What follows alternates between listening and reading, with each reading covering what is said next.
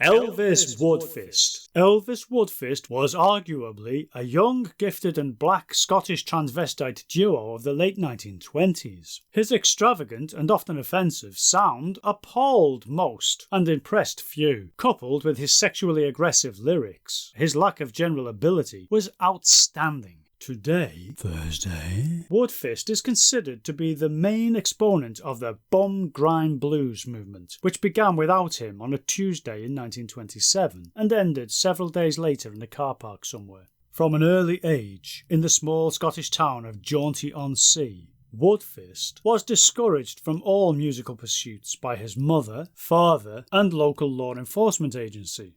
As a downtrodden youth, he refrained from doing anything of merit or interest until he bankrupted his entire family at the age of 32. Rumours still persist as to the exact circumstances surrounding the loss of the Woodfist fortune, the most prevalent being that Elvis gambled everything his family owned, including his father's trousers, in a game of Hum That Tune against the legendary Hum That Tune player, Big Chin Winters. In order to restore his honour and some of the money, Elvis went to work for Big Chin Winters at Dental Records as a gardener, and several days later, following Winters' mysterious and terrifying disappearance, Woodfist, as the only other employee, took control of Chin's Dental Records and immediately began recording his own material, starting at first with some velvet, then a little piece of nylon, and eventually some songs. Woodfist's sound, often described as pretty bad actually, was a dreadful combination of his native electric bagpipes, which were banned for several months after the release of his first album, and slide tron guitar bone. In subsequent years, he single-handedly and double-footedly set a world record by producing an album every day for 6 years, until his inevitable and deserved breakdown, which resulted in him feeling a bit under the weather. While doctors suggested that Woodfist should limit himself to one album a month, critics insisted on even fewer. During his recovery, Elvis learned to play many instruments, and having produced over 2,000 albums, he somehow earned enough money to buy his trademark and rather illegal live Chinese panda boots, which, despite their name, were made from the skin of live Chinese pandas. Due to the illegal nature of Woodfist's boots, they rapidly became more popular than his music, and spectators would come from miles around to witness the notorious shoes at play.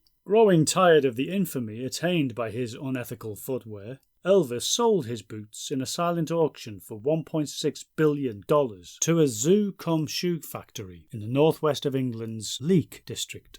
This resulted in a significant drop in record sales that crippled his career and almost crippled him. And in 1938, after losing both hands in a poker game, Woodfist finally, thankfully, promised to stop making music once and for all.